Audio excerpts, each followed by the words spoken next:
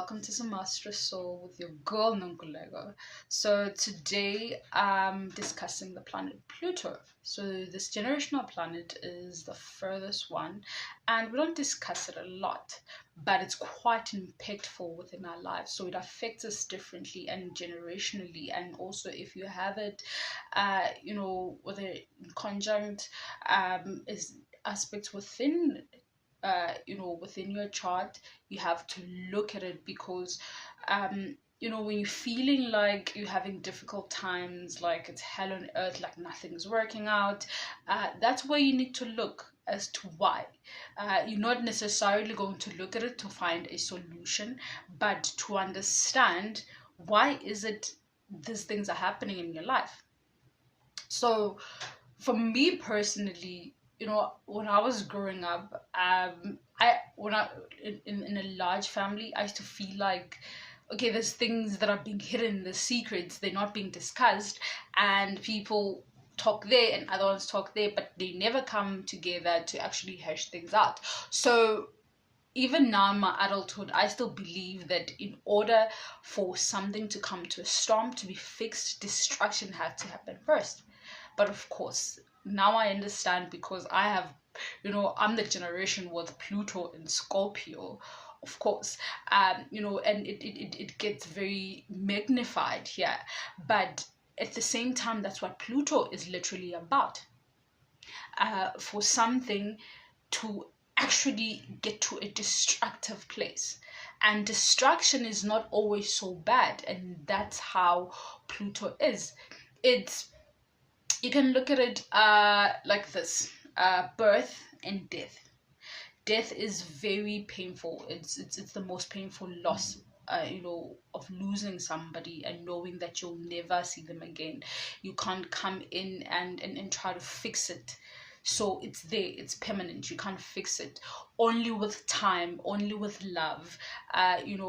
So Pluto is exactly the same. That's what it represents, of course, because only with time, you have to look deep within yourself and understand what is lost and why is it even happening. Sometimes you never do. And this is the same with birth.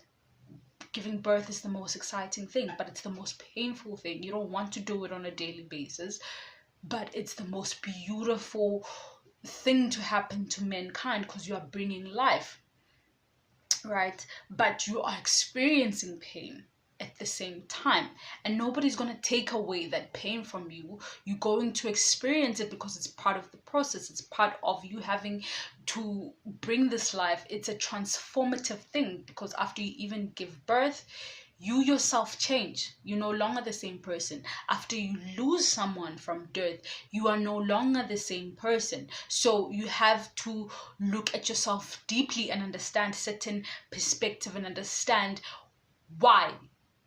You have to get to the why, right? And you have to get to a place of acceptance, a place of love within yourself. And that's what literally Pluto is all about. That's the reason, the existence of this planet within our charts. All right.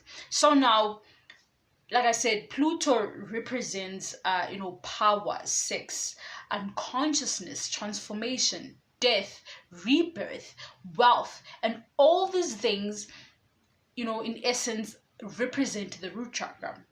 So the root chakra and Pluto are connected. And that is why we have the saying, as above, so below. And we can understand it through the root chakra and Pluto because it's the farthest planet. So look at it like this tree, this huge tree. And I like the symbolism, especially also with the Pluto symbol that we have.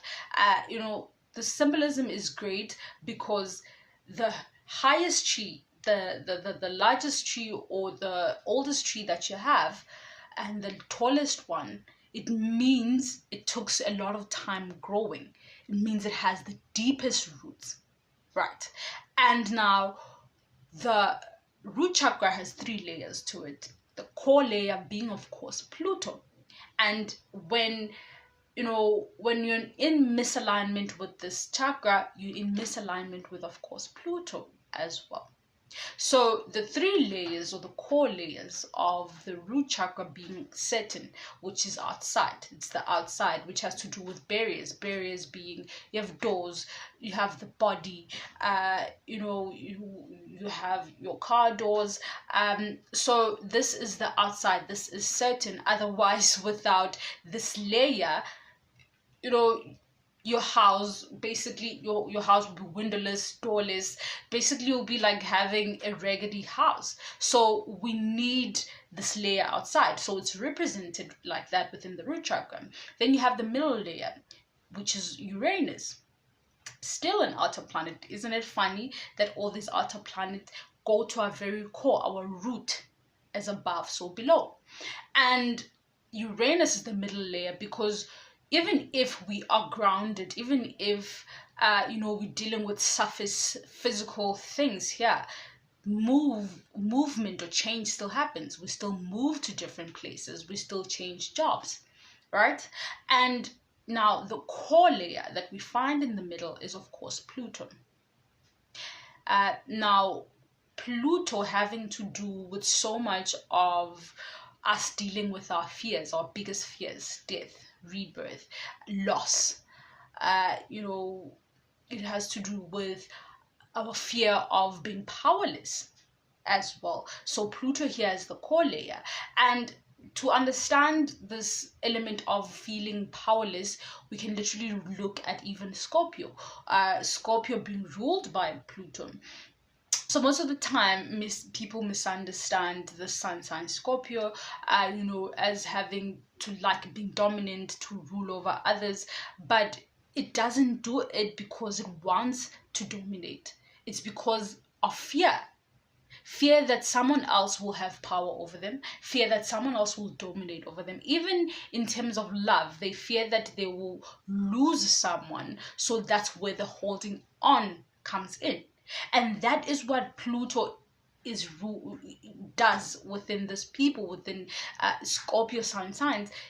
So it comes in as that to make them understand that there is death, there is rebirth, there is loss. So in order to transform from the death, from the ground, from the underworld, you have to let go. You have to let go through transformation. So meaning you have to let go of the things that you think are important to you. These are the lessons that come with Pluto. Pluto, teaches us to transform. So that's why within the Sun sign Scorpio, you have the eagle now, but you also have the Scorpio, right? So when you get to that eagle or the phoenix stage is when you are transforming, is when you are letting go of these things that you think are important or that are holding you back. When you get to a place of acceptance, whether it's even within relationships as well, it's when you get to a place of acceptance of losing loved ones, because that means those things never really had, a grounded effect within our lives. So the things that you will mostly lose are things that are not grounded, or, that don't have the deepest roots within your life. And that's what Pluto is about. We lose things because they are not stemmed deep within our life. And that is the symbolism as well of the tree. A lot of us fear this planet because, of course, we think it's the underworld, it's about secrets, it's about the hidden things that we can't see. So we think it is so dark. No, it's actually not. It's actually the opposite. Now, in Greek mythology, I like the symbolism because it will help us to understand what the underworld in essence actually means. We have the ruler of Scorpio, not Scorpio, of Pluto, which being Hades. So Hades is the ruler of the underworld, right? Hades, who has his dog, the three-headed dog Cerberus, and it's very scary in the real in the physical world, but it's more symbolic. So we look at this dog, which is the gatekeeper of hell, of the underworld, as symbolic. And what do these three heads in essence actually symbolize for us? They symbolize, three forms of changes that are irreversible.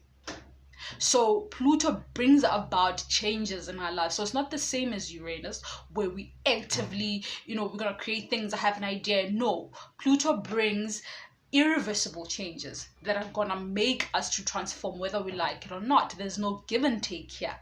It comes as is, so that we can literally transform, so that we can make change, so that we can choose consciousness, because we exist within an unconscious, within the unconscious, within the subconscious. So this three-headed dog symbolizes, these three irreversible changes, which of course have to do with nature, which manifest as nature, accidents and cause. So in terms of nature, when a tornado, an earthquake, or a tsunami comes in, smashes down houses, rips people's lives apart, that is nature. There's nothing you can do about it. There's nothing you can do about it. You have to start over. You have to pick up your lives, with love, with care. You have to start taking care of one another. You have to start having a different awareness as to how you see even community. So that's the transformation that comes about.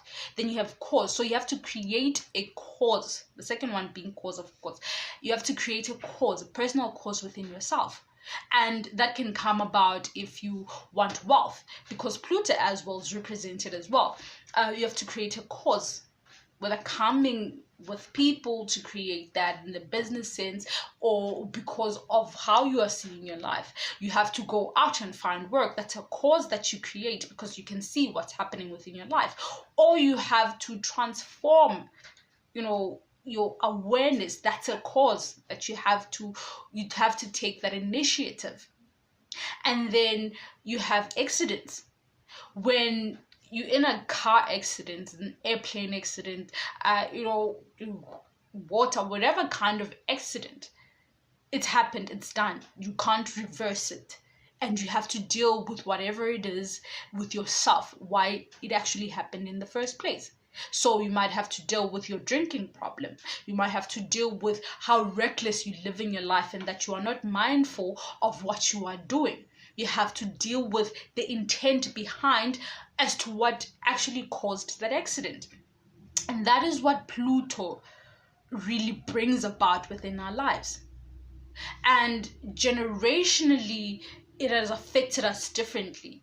I'll start off from 1983 to 1995. We have Pluto in Scorpio. I'm part of that Pluto in Scorpio.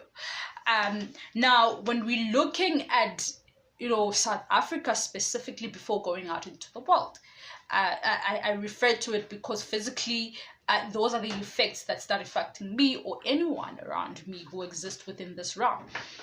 So in South Africa, when we look at it, it was more of, apartheid was more of, that's when a lot of riots started erupting, so that it can create change for what we call 94, whether real or not.